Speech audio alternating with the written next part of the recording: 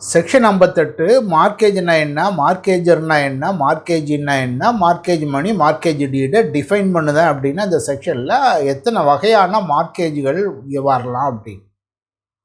மார்க்கேஜ்னு சொல்லக்கூடியது ஒரு அடமானம் அப்படின்னு நம்ம சொல்லுது. இந்த அடமானங்கிறது இம்மூவல் ப்ராப்பர்ட்டியில் வரும். இது மூவல் ப்ராப்பர்ட்டிக்கு இல்லை. மூவல் ப்ராப்பர்ட்டிக்கு ஒரு செக்யூரிட்டியாக கொடுத்து பணம் வாங்கன்னு அங்கே என்ன செய்தோம், பிளட்ஜுன்னு சொல்லுதோம், அங்கே அடகு வைக்குது அப்படின்னு நம்ம சொல்லக்கூடிய விஷயம்.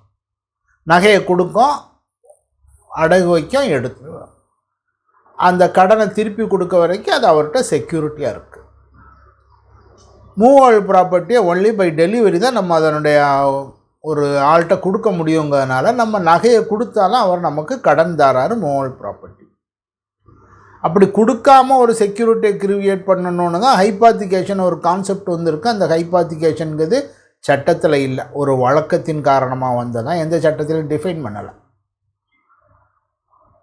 கடனுக்கு ஒரு செக்யூரிட்டியாக நீங்கள் ஒரு பொருளை கொடுத்து வாங்குறீங்க அப்படின்னா அது பிளட்ஜ், மூவல் ப்ராப்பர்ட்டி.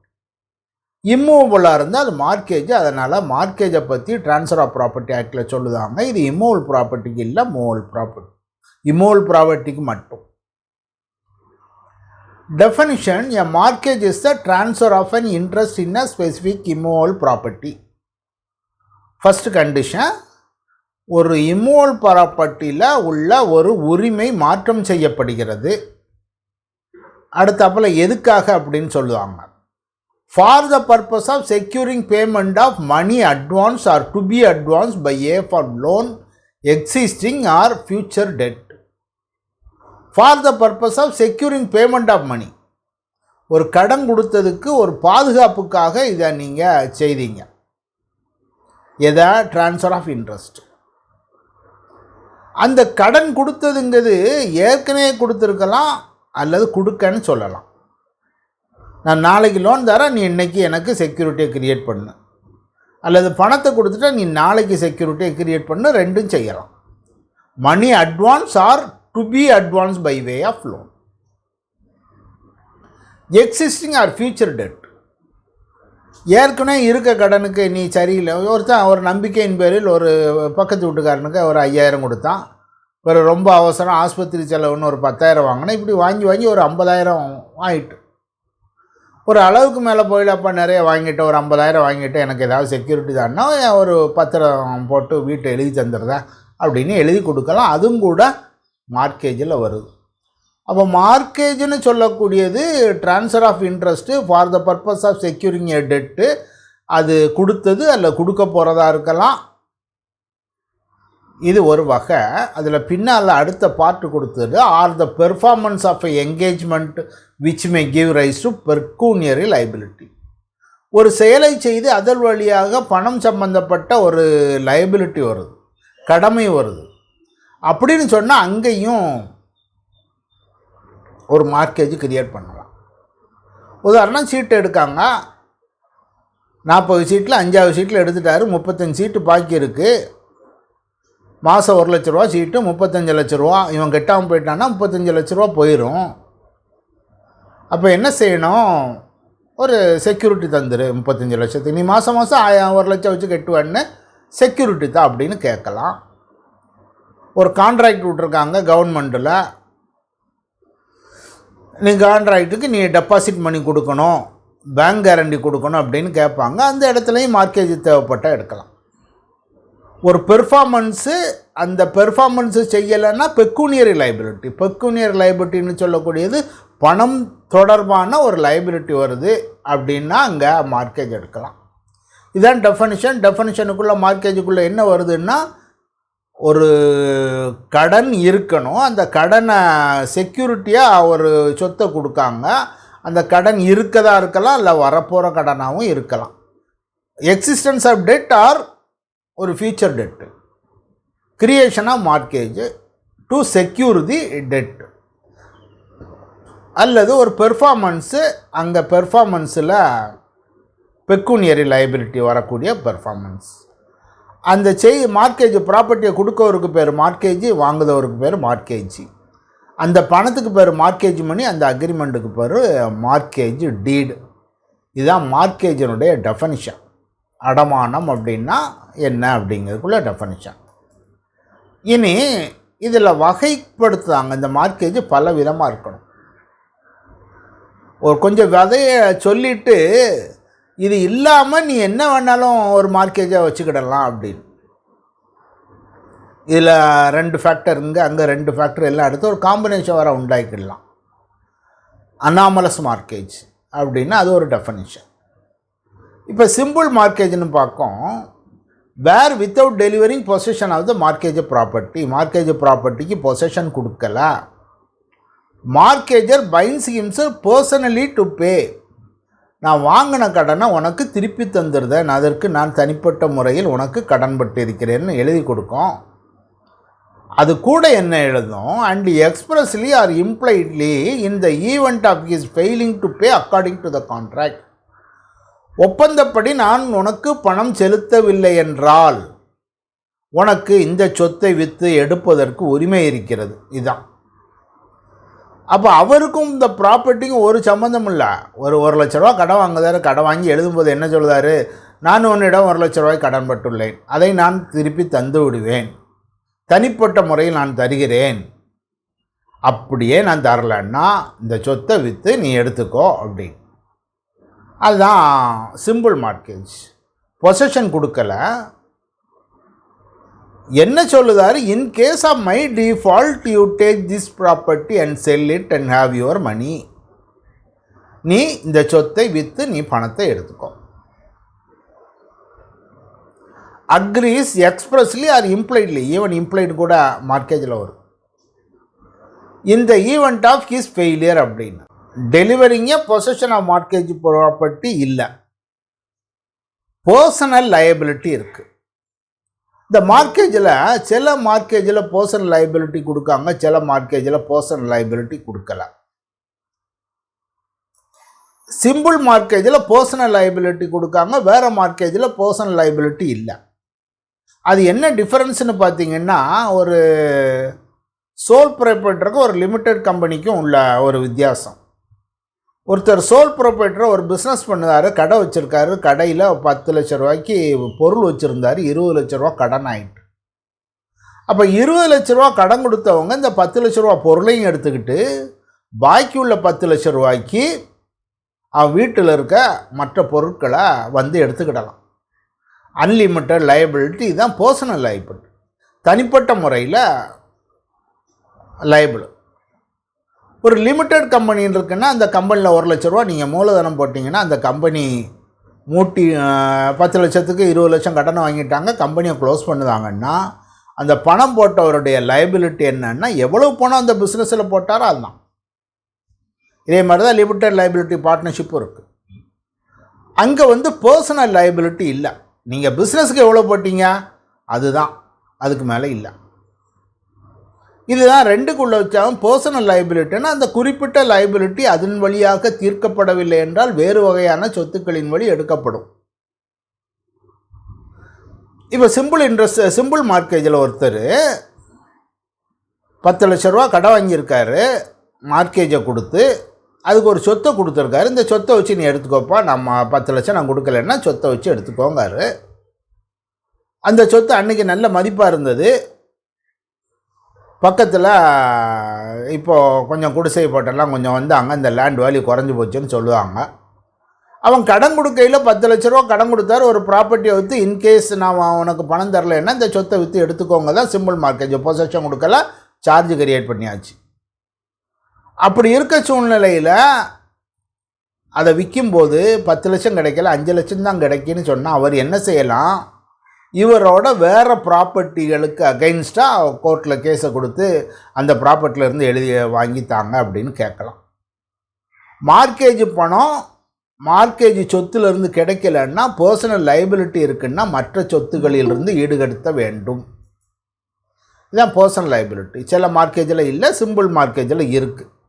வேறுபடுத்தி காட்டும்போது சிம்பிள் மார்க்கேஜில் பர்சனல் லைபிலிட்டி இருக்குது அப்படின்னு சொல்லணும். அதுதான் mortgagor binds himself personally to pay the mortgage money. the market shall have the right to cause the mortgaged property to be sold and process sale to be applied as far as necessary. தேவைக்கேற்ப சொத்தை விற்று பணத்தை எடுத்துக்கோ.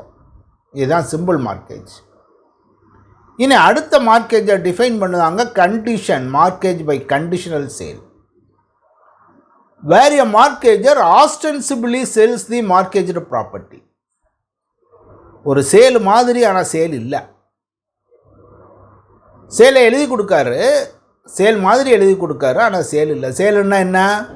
அன்றைக்கி அவன் பொருளை கொடுத்துடணும், அந்த ப்ராப்பர்ட்டி அவங்க கையில் கொடுத்துடணும், இவன் போகணும், திரும்பி பார்க்காம போயிட வேண்டியதான். இந்த ப்ராப்பர்ட்டி எனக்கு இல்லைன்னு சொல்லிட்டு போனோம். அவன் என்ன செய்தான்? முழு உரிமையும் அந்த ஆளுக்கு வந்துடுது, யார் வாங்குதவருக்கு. இங்கே சேலுன்னு ரெஜிஸ்டர் பண்ணுதாங்க. சேலுடைய எஃபெக்ட்ஸ் இங்கே ஒன்றும் நடக்கலை. பொசஷன் கொடுக்கலை, அந்த லேண்ட் ரெக்கார்டில் பேரை மாற்றலை, அதெல்லாம் ஒன்றும் செய்யலை. ரெக்கார்டு மட்டும்தான் இருக்குது. Sale by name sake. அதைத்தான் இந்த வார்த்தையை சொல்லுவோம் ஆஸ்டென்சிபிளி. சினிமாவில் சொல்ல மாதிரி இருக்கும் அல்லது இருக்காது. சேலு ஆனால் இது சேல் இல்லை. பேர் சேலு ஆனால் இது சேல் இல்லை. எதனால் சேலுன்னா சேலுக்குள்ளே எஃபெக்ட் ஒன்றும் வராது. பொசஷனை கொடுக்க மாட்டாங்க, ப்ராப்பர்ட்டியை மாற்ற மாட்டாங்க. சும்மா டாக்குமெண்ட்டில் மட்டும் சேலுன்னு இருக்குது. Where the mortgager ostensibly sells the mortgaged property. Mortgage ப்ராப்பர்ட்டியை விற்றுருதார் பை டாக்குமெண்ட். 3 கண்டிஷன் அதில் இருக்கலாம். 3ல் 1. On condition that on default of payment of mortgage money certain date sale become absolute.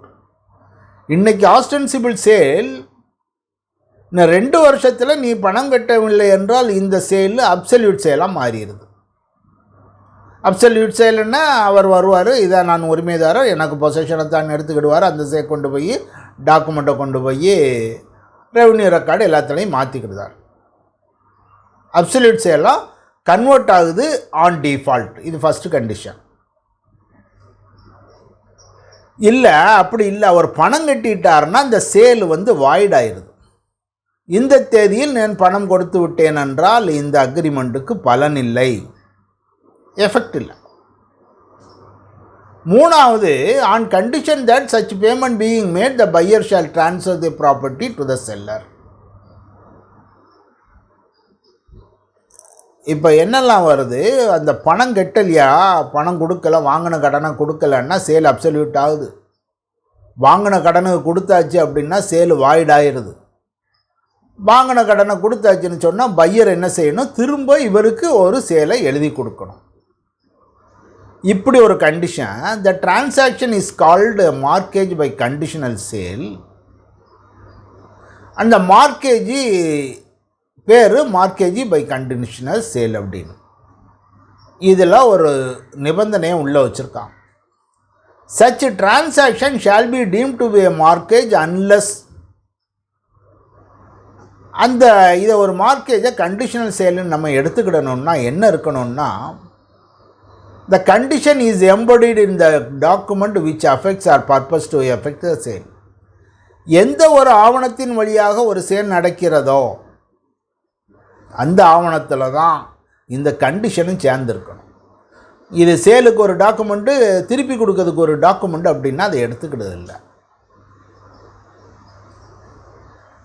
அப்போ கண்டிஷனல் சேல்னு நம்ம பார்க்கக்கூடியது சேலு மாதிரி ஒரு டிரான்சாக்ஷன், ஆனால் ஆக்சுவல் சேல் இல்லை, அப்சல்யூட் சேல் இல்லை. அந்த பணம் கொடுக்கலன்னா அந்த சேல் அப்சல்யூட்டாக கன்வெர்ட் ஆகுது. பணம் கொடுத்தாச்சுன்னா சேல் வாய்ட் ஆகுது. வாங்கினவர் திருப்பி எழுதி கொடுக்கார். முக்கியமான கண்டிஷன் எல்லாம் ஒரே அக்ரிமெண்ட்டில் இருக்கணும். யூசுஃப்ரக்சுவரி மார்க்கேஜ்னு அடுத்தது. Where a mortgagor delivers possession. இந்த பொசஷனை கையில் கொடுத்தாச்சு, அதுதான் usufructuary. Expressly or by implication binds himself to deliver possession of the mortgage property.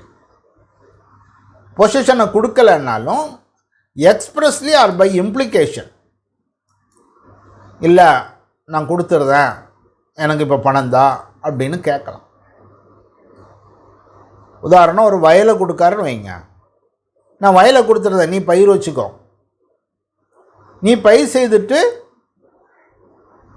2 வருஷத்தில் அதில் வருமானத்தை எடுத்துகிட்டு 2 வருஷம் கழித்து எனக்கு தந்துருன்னு கேட்கான். கொடுக்கணும். யூசுஃப்ரக்சரி மார்க்கேஜில் பொசஷன் கொடுக்கணும். இன்னும் 10 நாள் கழித்து நான் போட்டிருக்கேன், நெல் போட்டிருக்கேன், 10 நாள் கழித்து அறுவடைக்கு பிறகு உனக்கு தாரேன்னு சொல்லுதாரு. அது usufructuary. Expressly or by implication binds himself to delivery possession. இதில் முக்கியமான விஷயம் வந்து பொசிஷனை கொடுக்கணும். பொசிஷனை கொடுக்கறது மட்டும் இல்லை, அடுத்த ஒரு கண்டிஷன் என்னன்னா, authorise him to retain such possession until the payment of mortgage money. நான் உனக்கு பணம் கொடுக்க வரைக்கும் நீ பொசிஷனை வச்சுக்கோ, ஒரு கண்டிஷன். ரெண்டாவது, receive the rent profit accruing the property or any part of such rent or accruing property to appropriate the same in lieu of interest or in payment of mortgage money or partly in lieu of interest and partly in lieu of mortgage money. The transaction is called usufructuary mortgage and the mortgage is an usufructuary mortgage. ஒருத்தட்ட 10 லட்சம் ரூபா வாங்குதார் கடன். 10 லட்ச ரூபாய்க்கு வட்டி கொடுக்கணும், security கொடுக்கணும். 10 லட்சத்துக்கு மாதம் மாதம் இவரால் வட்டி கொடுக்க முடியாது. இவருக்கு ஒரு 10 கடை இருக்குது. 10 கடையை பொசஷன் கொடுத்தாரு அவங்க. ஐயா அந்த கடை 10 கடை, நீ யூசுஃப்ரக்சரி மார்க்கேஜ் இதில் இருக்க வாடகையை வட்டிக்கு பதிலாக வாங்கிக்கோ. நான் என்னைக்கு உனக்கு 10 லட்சம் தரேன்னா அன்றைக்கி திரும்பிடு. அப்போ இன்ட்ரெஸ்ட் இல்லை, வருமானத்திலிருந்து இன்ட்ரெஸ்ட்டுக்கு நீ பணம் எடுத்துக்கோ அப்படின்னு கொடுக்கலாம். அல்லது கொஞ்சம் இன்ட்ரெஸ்ட்டு கொஞ்சம் கடன் அதுக்கு எடுத்துக்கோன்னு சொல்லலாம். உதாரணம், ஒரு தென்னந்தோப்பு இருக்குது, இல்லை மாந்தோப்பு இருக்குது, 3 வருஷம் கையில் வச்சுக்கிடுங்க. எனக்கு இப்போ ஒரு 50,000 தான். இந்த 50,000த்துக்கு வட்டியும் 50,000த்துக்கு பிரின்சிபலும் இந்த 3 வருஷம் வருமானத்துக்கு நீ எடுத்துக்கோ. 3 வருஷம் கழித்து எனக்கு திருப்பி தந்துரு. அதிலிருந்து வரும் பலன்களை, வருமானத்தை கடனுக்காக அல்லது கடனுடைய வட்டிக்காக, வட்டிக்கு மட்டும் அல்லது கடனுக்கு மட்டும் அல்லது கடனுக்கு வட்டிக்கும் பாதி பாதியாக எடுத்துக்கிடலாங்கிறது யூசுஃப்ரக்சரி மார்க்கேஜ். அடுத்தது இங்கிலீஷ் மார்க்கேஜ். இங்கிலீஷ் மார்க்கேஜ் என்ன சொல்லுதாங்க? Where the mortgagor binds himself to repay the mortgage money on a certain date. நான் இந்த தேதியில் உங்களுக்கு பணத்தை கொடுத்து விடுவேன். Transfers the mortgage money absolutely to the mortgagee. இங்கே விலைக்கே எழுதி கொடுத்துருதான். Subject to the provision that he will retransfer it to the mortgagor upon payment. நம்ம அங்கே கண்டிஷனல் சேலில் என்ன பார்த்தோம்? ஆஸ்டென்சிபிள் சேல்னு பார்த்தோம். இங்கே என்ன பார்ப்போம்? Absolute sale. அப்படியே விலைக்கு எழுதி கொடுத்துட்டு அதுக்கு பின்னால் நீ எனக்கு எழுதி தந்துரு, பணம் கொடுத்த அன்னைக்கு நீ எழுதி தந்துரு. இது வந்து இவங்களுக்கு கொஞ்சம் சேஃபு. எப்படி அப்படின்னு சொன்னால், முதல் சொத்தே வந்துடுது. நாளைக்கு அவன் பணம் கட்டினாலும் பரவாயில்ல, என்கிட்ட அக்ரிமெண்ட் இருக்குன்னு. அது ஆனால் இதில் ஒரு கண்டிஷன் உண்டு. ஒரு செக்ஷனில் வச்சு இதை என்ன செய்தாங்கன்னா, இது யாருக்கும் பொருந்தாத மாதிரி ஒரு செக்ஷன் இருக்குது. இந்துக்களுக்கு பொருந்தாது, புத்த மதத்திற்காரனுக்கு பொருந்தாது அப்படிங்கிற செக்ஷனில் வச்சுட்டாங்க. அதனால் இது ஆக்சுவலாக பார்த்தா அந்த காலத்து பிரிட்டிஷ்காரனில் கிறிஸ்தவங்கள் இருக்கையில் அவங்களுக்கு மட்டும் பொருந்த மாதிரியான இது ஒரு மார்க்கேஜ். அதனால் இது அதிகம் யூஸ் இல்லை, செய்ய முடியாது. இந்துக்களுக்கு, புத்திஸ்டுக்கு, பார்சிக்கு இவங்களுக்கெல்லாம் பொருந்தாது அப்படின்னு சொல்லி கிறிஸ்தவங்களை மட்டும் விட்டுருக்காங்க. காரணம், பிரிட்டிஷ்காரனை உபயோகிக்கிறதுக்காக அவன் எழுதி வாங்கிக்கலாம். இங்கிலீஷ் மார்க்கேஜில் சேல், அப்சல்யூட் சேல். இந்த தேதியில் நான் பணம் கொடுத்தேன்னா நீ எனக்கு எழுதி தந்துரு. Transfers the mortgage property absolutely to the mortgage. Subject a condition, he will retransfer it to the mortgager upon payment of the mortgage money as agreed. இனி அடுத்தது mortgage by deposit of title deed. அதிகமாக உபயோகிக்கக்கூடியது. எந்த பேங்கில் loan வாங்கினாலும் இதில் தான் செய்யக்கூடியது.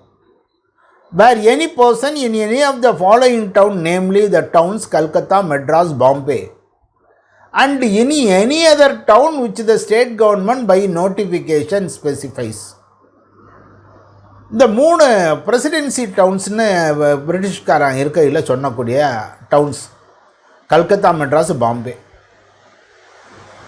அதில் அல்லது வேறு ஏதாவது இடம் ஸ்டேட் கவர்மெண்ட்டு நோட்டிஃபிகேஷனில் சொல்லணும், இந்த ஊர் மார்க்கேஜ் ஆஃப் டெபாசிட் டைட்டில் டீட்ஸுக்கு நல்லது அப்படின்னு சொல்லக்கூடிய இடம்.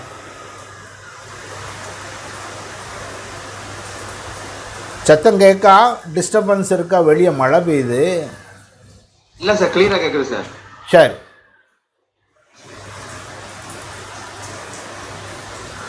Mortgage of deposit of title deed சொல்லுது பிரசிடென்சி டவுன்னு அந்த காலத்தில் பிரிட்டிஷ்காரங்க சொன்னால் கல்கத்தா, மெட்ராஸு, பாம்பே, இந்த 3 ஊர்.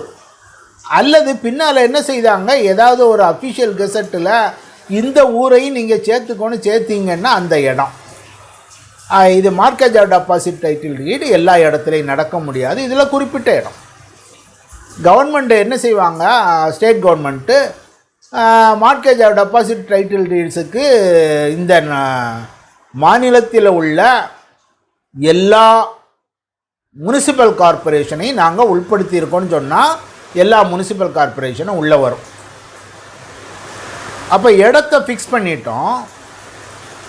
ரெண்டாவது, delivers to a creditor or his agent documents of title deeds.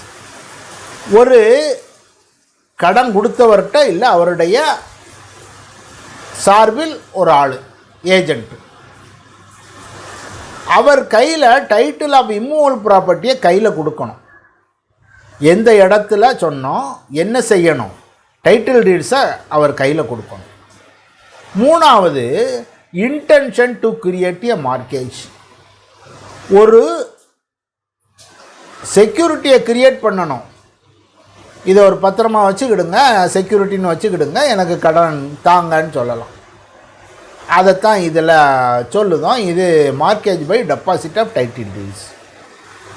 எப்படி, ஏதாவது ஒரு குறிப்பிட்ட இடம், அரசாங்கத்தால் அறிவிக்கப்பட்ட இடம் அல்லது பிரசிடென்சி டவுன்ஸில் ஒரு இடம், ஒரு கடன் கொடுத்தவர் நிற்காரு, அவர்கிட்ட கொண்டு போய் கொடுக்கும். அது டாக்குமெண்ட் கொடுக்குறது intention of creating a mortgage, அது டெபாசிட் ஆஃப் டைட்டில். ஒரு பேங்க் மேனேஜர் இருக்கார், பேங்க் மேனேஜர்கிட்ட நீங்கள் கொண்டு போய் அவர் லோன் தாரேன்னு சொன்ன பிறகு ஒரு டாக்குமெண்ட்டை கொடுத்தீங்கன்னா அது இன்டென்ஷன் டு கிரியேட் மார்க்கேஜ். அது இல்லாமல் நீங்கள் சாதாரணமாக கொடுத்தீங்கன்னா அது இன்டென்ஷன் ஆஃப் கிரியேஷன் மார்க்கேஜ் இல்லை. இது ரெஜிஸ்ட்ரேஷன் வேண்டாம், எக்ஸ்க்ளூட் பண்ணியிருக்காங்க, ரெஜிஸ்ட்ரேஷன் ஆக்டில் சொல்லியிருக்காங்க. ஆனால் என்ன சொல்லுவாங்க, 2011 ஜெயலலிதா மேடம் கவர்மெண்ட் இருக்கையில் இதுக்கும் நீங்கள் ஸ்டாம்ப் டியூட்டி வேணும், இதை நீங்கள் ரெஜிஸ்டர் கொண்டு வரணும் அப்படின்னு சொல்லுவாங்க. இதனால தான் எம்ஓடின்னு எல்லாம்.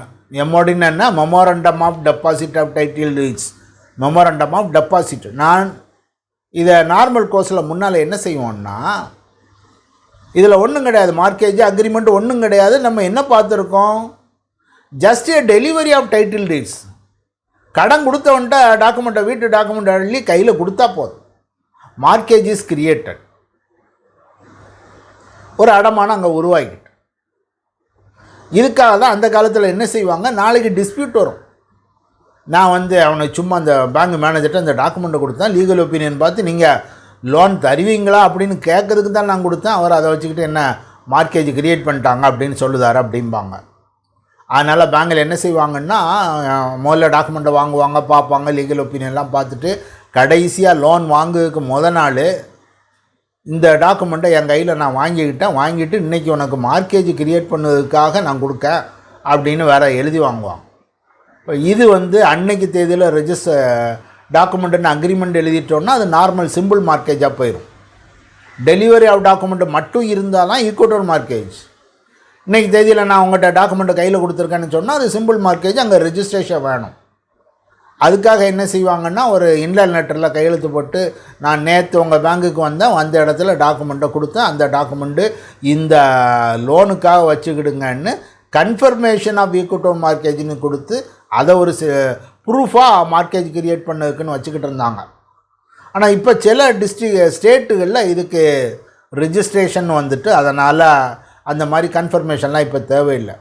அப்போ என்ன செய்யணும், ஒரு டாக்குமெண்ட்டை கையில் வாங்கி உள்ளே வச்சுட்டு அவர்கிட்ட ஒரு லெட்டரை கொடுத்து விடணும். இதை நாளைக்கு போய் இன்லைன் லெட்டர் இன்றைக்கி போட்டுறாதீங்க, இன்லைன் லெட்டரா நாளைக்கு போடுங்க அப்படின்னு. அடுத்த நாள் இன்லைன் லெட்டர் அவர் நான் நேற்று உங்களை சந்தித்து இந்த டாக்குமெண்ட்டை கையில் கொடுத்தேன், இந்த டாக்குமெண்ட்டு இந்த லோனுக்காக நீங்கள் செக்யூரிட்டியாக வச்சுருங்க அப்படின்னு ஒரு கன்ஃபர்மேஷன் எழுதி அதை ஒரு ப்ராப்பர்ட்டி கூட கையில் வச்சுக்கிடுவாங்க. ஒரு செக்யூரிட்டி கிரியேஷனுக்கு என்ன லாபம்னு சொன்னால் இதில் ஸ்டாம்ப் டியூட்டி இல்லை. அது மாதிரி கன்வீனியன்ட்டு அக்ரிமெண்ட் அடிக்கணும், ஸ்டாம்ப் பேப்பரை வாங்கணும் ஒன்றும் இல்லை. Just delivery of title deeds அப்படின்னு தான் இருக்குது. என்ன செய்யணும், அந்த டெலிவரி அந்த குறிப்பிட்ட இடத்துல இருக்கணும். ஒரு வில்லேஜில் ஒரு டாக்குமெண்ட் ஒரு பேங்க்கில் மேனேஜர் வாங்கினாங்கன்னா அது செல்லாது. என்ன செய்யணும், அந்த முனிசிபல் கார்பரேஷன் எங்கே இருக்கோ அந்த ஊரில் போய் அந்த இடத்துல வச்சு அவர் கொடுத்தா தான் அது செல்லும். இதுதான் ஈக்குவிட்டல் மார்க்கேஜ். என்ன கண்டிஷன், அந்த குறிப்பிட்ட இடங்கள் ஜஸ்ட் டெலிவரி அவர் கடனுக்காக கொடுத்துருக்கணும். Delivery of title is intention of giving a security to the creditor at the specified place. இது ரெஜிஸ்ட்ரேஷன் தேவையில்லை. ஆனால் இப்போது இதனுடைய முக்கியத்துவம் போச்சு எப்படின்னு சொன்னால், ஸ்டாம்ப் டியூட்டி எல்லாம் முன்னால் கிடையாது. இப்போ ஸ்டாம்ப் டியூட்டி இருக்குது, ஆனால் கொஞ்சம் குறை. மேக்ஸிமம் ஸ்டாம்ப் டியூட்டியே 25,000 தான். 1,02,500 வச்சு 25,000 ஸ்டாம்ப் டியூட்டி. அதே மாதிரி நீங்கள் ஒரு தடவை லோனை கொடுத்து அந்த லோனில் இன்னும் கொஞ்சம் கூட அதிகமாக வேணும்னு கேட்டால் கூட ஒரு 25,000 கொடுக்கணும். இந்த மாதிரியாக ஈக்குவிட்டல் மார்க்கேஜ் அப்படிங்கிறத இதுதான். இதை ஈக்குவிட்டல் மார்க்கேஜ்னு சொல்லுவோம், memorandum of deposit of title deed சொல்லுவோம். இனி அடுத்து ஒரு மார்க்கேஜ் இருக்குது, அது ரொம்ப சிம்பிளாக சொல்லிட்டாங்க. எதிலும் இல்லாத மாதிரி நீங்களாக ஒரு மார்க்கேஜை க்ரியேட் பண்ணிங்கன்னா, சேலை எடுக்க போகிற மாதிரி இதில் பார்டரு, இதில் பாடி, இதில் இந்த டிசைனு அப்படின்னு எல்லாம் சேர்த்து கேட்பாங்க. இதை மாதிரி மார்க்கேஜ் எழுதுனவங்க நீங்களாக எழுதிக்கிட்டிங்கன்னா அது அனாமலஸ் மார்க்கேஜ், பேர் இல்லாது. அதைத்தான் அடுத்த டெஃபனிஷனாக சொல்லுவோம். Mortgage which is not a simple mortgage, a mortgage by conditional sale, a usufructuary mortgage, English mortgage, mortgage of deposit of title deeds is called anomalous mortgage. இதில் சொல்லப்பட்ட எதுவும் இல்லாமல் நீங்களாக ஒன்று உருவாக்கிட்டீங்கன்னா, அதாவது சிம்பிள் மார்க்கேஜாக இருக்கும் ஆனால் பொசஷனை கொடுப்பான். யூசுஃப்ரக்சர் மார்க்கேஜாக இருக்கும், வேறு ஒரு கண்டிஷனை கொடுப்பாங்க. இப்படி உள்ளது ஒரு மிக்சராக இதில் அல்லது இதில் இருக்க 2 டேர்ம்ஸ் அதில் இருக்க 2 டேர்ம்ஸ் எடுத்து நீ புதுசாக ஒன்று உருவாக்குது, அது அனாமலஸ் மார்க்கேஜ் அப்படிங்கிற இதை டெஃபனிஷனில் சொல்லியிருக்காங்க. இனி நம்ம இண்டிவிஜுவலாக ஒவ்வொரு மார்க்கேஜை பற்றி டீட்டெயிலாக பார்க்கலாம்.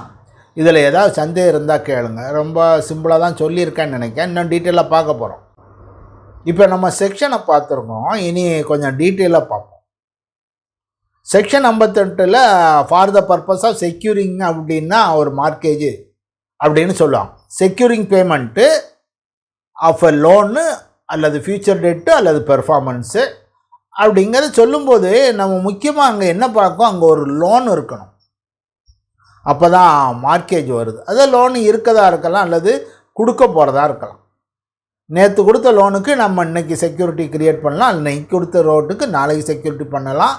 லோனு மட்டும் இல்லை, என்ன செய்யலாம், ஒரு பெர்ஃபார்மன்ஸு கூட கொடுக்கலாம். இதில் முக்கியமானது என்னென்னா இன்டென்ஷன் ஆஃப் பார்ட்டிஸு பார்க்கணும். அங்கே டெட்டார் கிரெடிட்டார்னு ஒரு ரிலேஷன்ஷிப் இருக்கணும், அல்லது ரிலேஷன்ஷிப் கிரியேட்ட போகிறாங்க அப்படிங்கிற ஒரு சூழ்நிலை இருக்கணும்.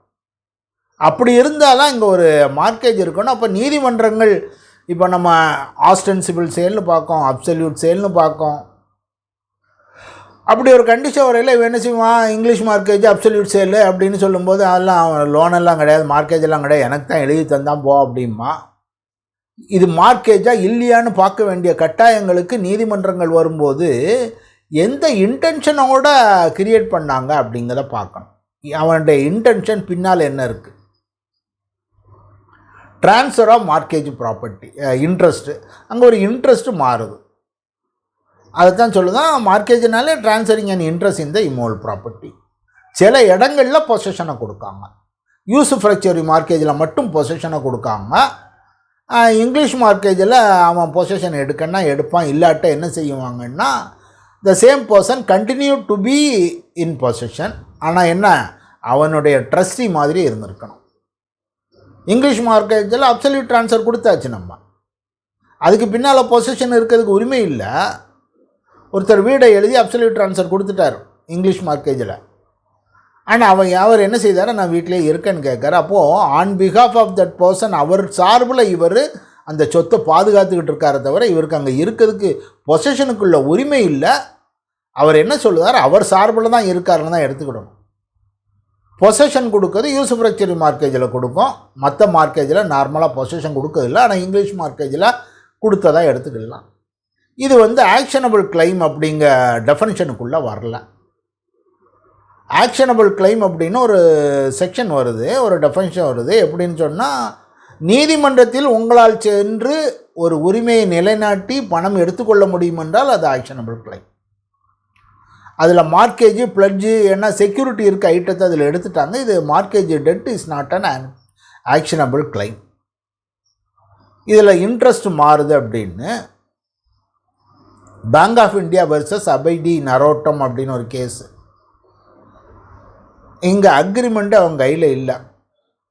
அக்ரிமெண்ட் டு செல்லுன்னு பில்டர் எழுதி கொடுத்துருக்காரு, இவங்க கைக்கு பொசிஷனே வரல, அலாட்மெண்ட் லெட்டர் மாதிரி. அதை வச்சு மார்க்கேஜ் கிரியேட் பண்ணுவாங்க. பேங்குக்கு அப்படி தான் செய்வாங்க. பொதுவாக என்ன செய்வாங்கன்னா, பில்டரு 90% பணத்தை வாங்கிடுவாங்க. வாங்கின பிறகு தான் 90% கன்ஸ்ட்ரக்ஷன் முடிஞ்ச பிறகு தான் ஒருத்தருக்கு அந்த ஃப்ளாட்டை எழுதி கொடுப்பார். அது வரைக்கும் அவர் கண்ட்ரோலில் தான் இருக்கும். இவர் கையில் என்ன இருக்கும், நீங்கள் ஒரு கோடி ப்ராப்பர்ட்டிக்கு 90 லட்சம் கொடுத்தாலும் நம்ம கையில் இருக்க போகிறது ஒரு பேப்பர், ஒரு அக்ரிமெண்ட் டு செல், அவ்வளோதான் இருக்கும். ஆனால் பேங்க் இதில் 90 லட்சத்துக்கு கொடுக்க வேண்டிய கடனையும் கொடுத்துருப்பாங்க. பேங்கு கையில் வெறும் பேப்பர் அக்ரிமெண்ட் டு செல்லு கையில் இருக்கும். இந்த பார்ட்டி அக்ரிமெண்ட் டு மார்க்கேஜ் கொடுப்பார். அவன் எனக்கு மார்க்கேஜ் சேல் எழுதி தந்தால் நாங்கள் உங்களுக்கு மார்க்கேஜ் எழுதி தரான்னு அதை வச்சுக்கிட்டு தான் பேங்குகள் லோன் கொடுப்பாங்க. கொஞ்சம் ரிஸ்க்கு தான். அவர் மார்க்கேஜை கிரியேட் பண்ணாமல் போயிடுவார், இல்லாட்ட அவன் பில்டிங்கே செய்ய முடியாமல் போயிடுவோம். அப்படி உள்ள சூழ்நிலைகள் ரிஸ்கி பிஸ்னஸ் அது. இருந்தாலும் பேங்குகளுக்கு வேறு வழியில் அது செய்தான் ஆகணும். எல்லா பில்டரும் என்ன செய்தாங்க, இனிஷியலாக அப்புறம் ஓனர்ஷிப் மாற்றி கொடுக்க மாட்டாங்க. ஆனால் பேங்க்கில் லோனு கெட்ட ஆரம்பித்த உடனே இவன் ஃபஸ்ட்டு ஃப்ளோர் வர்றதுக்கு முன்னாலேயே எல்லா ஃப்ளாட்டையும் விற்றுருப்பாங்க. லோனு கொடுத்து தான் ஆகணும், லோனும் கொடுப்பாங்க. அங்கே என்ன இருக்குன்னா, அக்ரிமெண்ட் டு மார்க்கேஜ், நான் இந்த சொத்து எனக்கு வந்தால் உங்களுக்கு அடமானமாக தருகிறேன், அக்ரிமெண்ட் டு கிரியேட் மார்க்கேஜ், அல்லது அக்ரிமெண்ட் டு செல்லை கையில் வச்சுருப்பாங்க. அவ்வளோதான். இந்த கேஸில் அக்ரிமெண்ட் டு கிரியேட்டிவ் மார்க்கேஜும் அக்ரிமெண்ட் டு செல்லையும் கையில் வச்சுருந்தாங்க. இது மார்க்கேஜ் இல்லை அப்படின்னு சொல்லிட்டாங்க. அது போக மார்க்கேஜ் ஸ்பெசிஃபிக் இம்மூவல் ப்ராப்பர்ட்டி அப்படின்னு சொல்லியிருக்காங்க. ஸ்பெசிஃபிக் இம்மூவல் ப்ராப்பர்ட்டியாக இருக்கணும். மார்க்கேஜ் வழக்கம் போல் மற்ற அக்ரிமெண்ட்டு மாதிரி இங்கேயும் கன்சிடரேஷன் இருக்கணும். கன்சிடரேஷன் இருந்தால் தான் mortgage.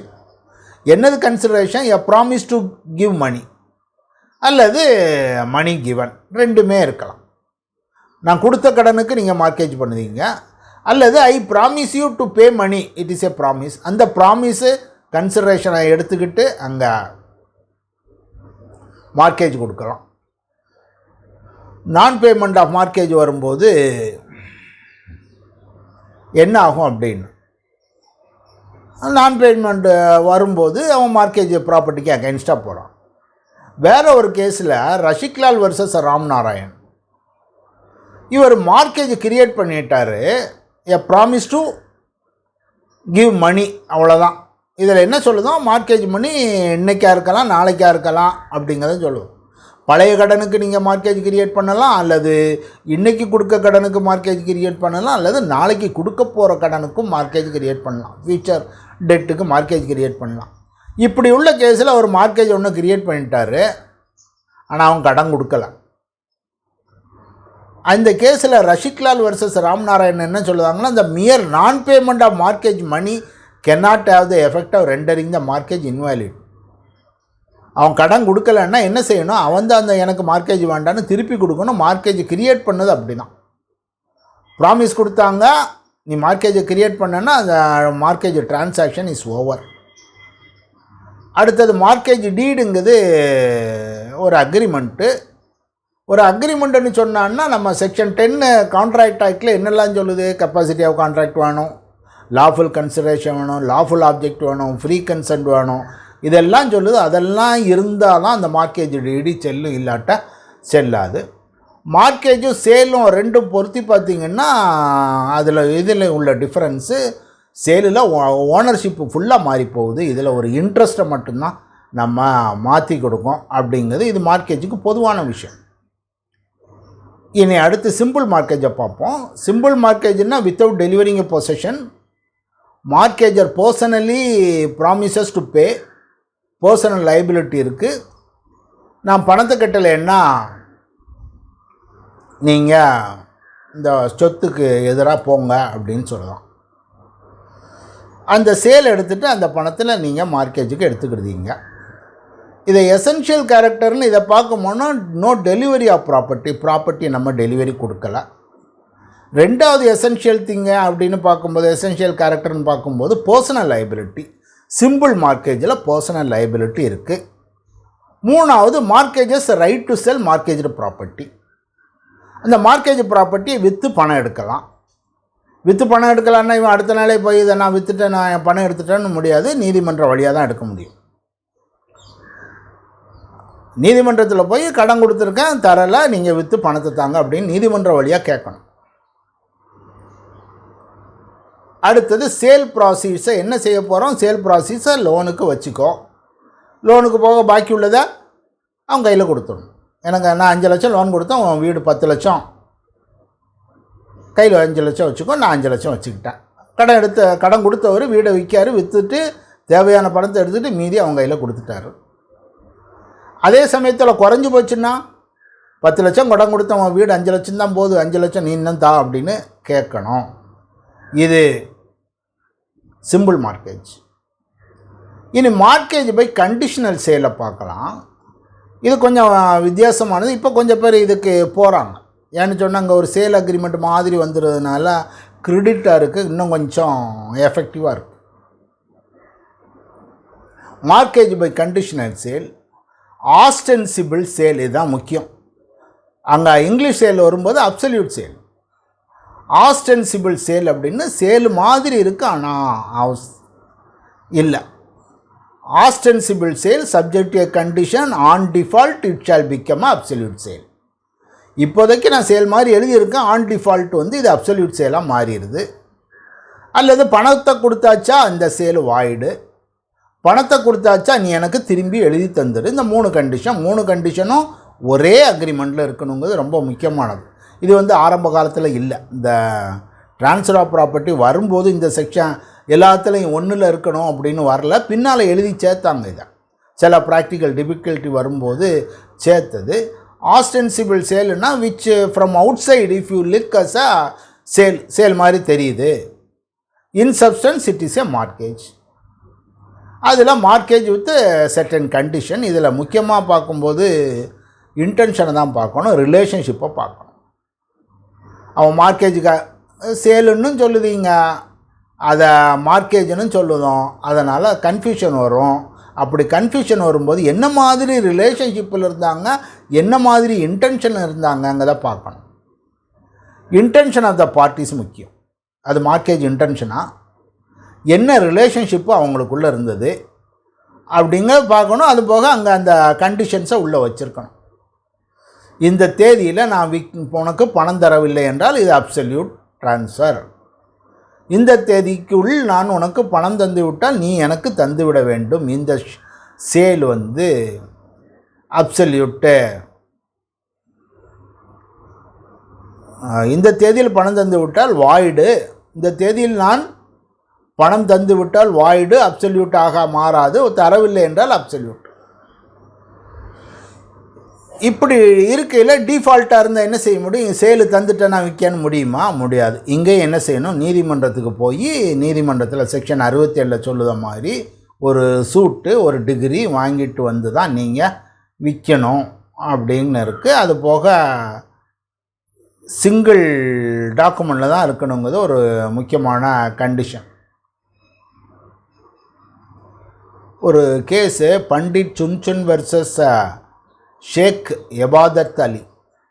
Once a transaction is embodied in one document and not two, once the terms are covered under section 58C, then it must be mortgage conditional sale unless there are express words to indicate or in case of ambiguity attended necessarily lead to opposite conclusion. ஒரு agreement, அந்த அக்ரிமெண்ட்டில் இந்த terms எல்லாம் வச்சுருந்தாங்கன்னா condition sale எடுத்துக்கிடுங்க. ஆனால் வேறு விஷயங்கள் இதுக்கு எதிராக கொண்டு போகவில்லை என்றால் அப்படின்னு சொல்லியிருக்காங்க அந்த கேஸில். பாபுசுவாமி வர்சஸ் பட்டாய் கவுண்டருங்கிறதுல சேல் டீடு ஸ்டிப்புலேஷன், நீ ப்ராப்பர்ட்டி எனக்கு எழுதி தந்துரு, நான் 4000 5 வருஷத்துக்குள்ளே நான் தந்துருந்தேன் அப்படின்னு எழுதியிருக்காங்க. 5 வருஷத்துக்கு பின்னால் 7 வருஷத்துக்குள்ளே இந்த ப்ராப்பர்ட்டியை தந்துருந்தேன் 4000 ரூபா அப்படின்னு எழுதியிருந்தாங்க. ஹைகோர்ட்டு இந்த கண்டிஷனை பார்த்துட்டு இது அவுட்ரைட் சேல் அப்படின்னு எழுதிட்டான். அந்த டாக்குமெண்ட்லேயே எழுதியிருக்காங்க இது 4000, நான் 5 வருஷத்துலேருந்து 7வது வருஷத்துக்குள்ளே பணம் தரேன், திருப்பி தந்துடு அப்படின்னு கண்டிஷன் போட்டு எழுதியிருக்காங்க. இது அவுட்ரைட் சேல். ஒன்ஸ் அவுட்ரைட் சேலுன்னா அந்த 2வது கண்டிஷனுக்கு திருப்பித்தான்னு கேட்கறதுக்கு அங்கே வர முடியாது. High court transaction is mortgage is an outright sale and not a mortgage by conditional சேல்னு சொல்லிட்டான். சுப்ரீம் கோர்ட்டு இல்லை இது கண்டிஷனல் சேல் அப்படின்னு கண்டிஷன் சொல்லுவாங்க. ஏன்னு சொன்னால் அங்கே ஒரு கண்டிஷன் இருக்குது ரீபர்ச்சேஸுக்கு கண்டிஷன் இருக்கும்போது அது கண்டிஷனல் சேல் ஒரு காரணம். 2வது காரணம் கன்சிடரேஷன் 4 லட்சம் ஆனால் வேல்யூ வந்து 8 லட்சம். 3வது காரணமாக என்ன சொன்னாங்கன்னா பட்டா மாற்றலை, ஓனர் நேம் அப்படியே தான் இருக்குது, தென் அப்சல்யூட் ட்ரான்ஸ்ஃபர் இல்லை. 4வது காரணமாக லேண்ட் டேக்ஸ் வந்து இவர் தான் இன்னும் கெட்டிக்கிட்டே இருக்கார். இந்த காரணங்களுக்காக இது ஒரு கண்டிஷனல் சேலு தான், சேல் இல்லை அப்படின்னு அதில் சொல்லியிருக்கான். வேற கேஸு இந்திரா கவுர் வர்சஸ் ஷூலால் கபூர் அப்படிங்கிறதுல பொசிஷன் ஒரிஜினல் ஓனர் கையில் இருக்குது, ட்ரான்ஸ்ஃபர் பேர் மாற்றலை, அதனால் இது கண்டிஷனல் சேலு அப்படின்னு சொல்லியிருக்காங்க. ஒரு ஆந்திர பிரதேஷ் ஹைகோர்ட்டு பொப்பாட்டி ஒப்பையா வர்சஸ் அமில்லேனி சின்ன வெங்கடப்பா அப்படின்னு ஒரு கேஸு. அதில் என்னென்ன கண்டிஷன்லாம் நீங்கள் பார்க்கணும் இது கண்டிஷன் சேலா அப்படின்னு பார்க்கறதுக்கு எக்ஸிஸ்டன்ஸ் ஆஃப் ரிலேஷன்ஷிப் பாருங்கள், பீரியட் ஆஃப் ரீபேமெண்ட்டு ஷார்ட்டாக லாங்கா அப்படின்னு பாருங்கள்.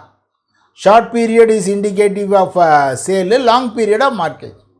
நான் உனக்கு நான் 5 லட்சம் தரணும், அந்த மாதிரி ஷார்ட் பீரியடா லாங் பீரியடா, செல்லர் பொசஷனில் வச்சுருக்கானா மார்க்கேஜர் பொசஷனில் வச்சுருக்கானா, பேமெண்ட் ஆஃப் இன்ட்ரெஸ்ட்டை பற்றி எதுவும் சொல்லியிருக்காங்களா, அதில் வேல்யூ ஆஃப் த ப்ராப்பர்ட்டி ப்ரைஸுக்கும் சரியாக இருக்கா அப்படின்னு பார்க்கணும் அப்படின்னு ஒரு சில கண்டிஷன்ஸை சொல்லுவாங்க. சேலுக்கும் சேலுக்கும் பார்த்தீங்கன்னா சேலில் என்ன ஆகுது, அப்சல்யூட் ஓனர்ஷிப்பே மாறுது. இது ஜஸ்ட் ஒரு ஆஸ்டென்சிபிள் தேர் தான், ஓனர்ஷிப் போல். சேலில் பையர் அண்டு செல்லர் ரிலேஷன்ஷிப்பு, இங்கே டெட்டர் அண்டு கிரெடிட்டார் ரிலேஷன்ஷிப்பு. சேலில் அது ப்ரைஸு, இங்கே வந்து அது மார்க்கேஜ் லோனு. இப்படி சில விஷயங்கள் இருக்குது. வேறையும் ஒரு சேல் வருது, எப்படின்னா sale with condition of repurchase அப்படியும் கூட சில அக்ரிமெண்ட் எழுதாங்க. கடனே கொடுக்கல, விற்றுருதான், விற்றுட்டு எனக்கு நீ திரும்பி தந்துரு, திருப்பி வாங்குறதுக்கு எனக்கு ஒரு உரிமையை வச்சுக்கிட்டு கொடுக்கான். Sale with condition for repurchase. இன்றைக்கி எனக்கு ரொம்ப அவசரம், உனக்கு சேலை கொடுத்துருந்தேன், 5 வருஷம் கழித்து வாங்கிட்ட இருந்து நான் அந்த ப்ராப்பர்ட்டியை நானே வாங்கிக்கிறது, எனக்கே தரணும்னு ஒரு கண்டிஷன். மார்க்கேஜில் கடனை வாங்கிட்டு ஆஸ்டென்சிபிள் சேல்னு கொடுத்துட்டு நான் கொடுக்கலன்னா நீ வச்சுக்கோங்க. சேலிலேயே அப்சல்யூட் சேல்லையே என்ன எழுதலாம், ஒரு கண்டிஷனை உள்ளே சேர்த்து இந்த ப்ராப்பர்ட்டி 5 வருஷம் கழித்து எனக்கு தரணும் அப்படின்னு எழுதலாம். இதுதான் sale with condition for repurchase. Absolute sale தான், பையர் அண்ட் செல்லர் தான், ப்ரைஸு தான் கொடுக்காங்க. ஆனால் என்ன அடிஷ்னலாக ஒரு ரைட் டு ரீபர்ச்சேஸை உள்ளே சேர்த்துக்கிட்டாங்க. சேலு ப்ராப்பர்ட்டி எல்லாம் கொடுத்தாச்சு, 5 வருஷம் கழித்து எனக்கு கொடுக்கணும். அப்படி ஒரு கண்டிஷன் கொடுத்தாங்கன்னா அது sale with condition sale with condition for repurchase. அதில் இன்ட்ரெஸ்ட் பேமெண்ட் இருக்காது. சேல் டிரான்சாக்ஷனுக்கு வேல்யூ ஆஃப் ப்ராப்பர்ட்டியை கையில் கொடுத்து தான் வாங்குவாங்க. தோட்டம் இருக்கும், வயல் இருக்கும், இப்போதைக்கு அவனுக்கு ரொம்ப அவசரம், இல்லை வெளிநாடு போகிறான், 5 வருஷம் வெளிநாடு போகிறான், நீ தோட்டத்தை பார்த்துக்கிட்டுரு அப்படின்னு சொல்லுறதுக்கு போல் என்ன செய்து 5 வருஷத்துக்கு நான் உனக்கு விலைக்கே எழுதி கொடுத்துறேன், நீயே பார்த்துக்கோ.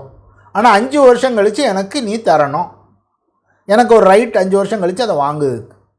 கண்டிஷன் சேலு தான் அப்சல்யூட் ட்ரான்ஸ்ஃபர், எல்லாமே முடிஞ்சு போச்சு. ஆக்சுவல் சேல் எக்ஸ்ட்ராவாக ஒரு கண்டிஷன் ஃபார் ரீபர்ச்சேஸ், அதுதான்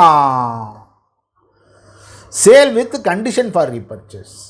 இதுவும் கண்டிஷன் மார்க்கேஜ் வித் கண்டிஷன் சேலும் டிஃபரெண்ட்டு. எந்த வகையில் டிஃபரெண்ட்னா அங்கே ஓனர்ஷிப் மாறலை, அப்சல்யூட் ஓனர்ஷிப்பு போகலை, கடன் கொடுத்தா அந்த இருக்க சார்ஜ் வெளியே போகும், கடனை திருப்பி கொடுக்கலன்னா அந்த சார்ஜ் அப்படியே இருக்கும். இதுதான் மார்க்கேஜ் வித் கண்டிஷனல் சேலு. சந்தேகம் இருந்தால் கேளுங்க.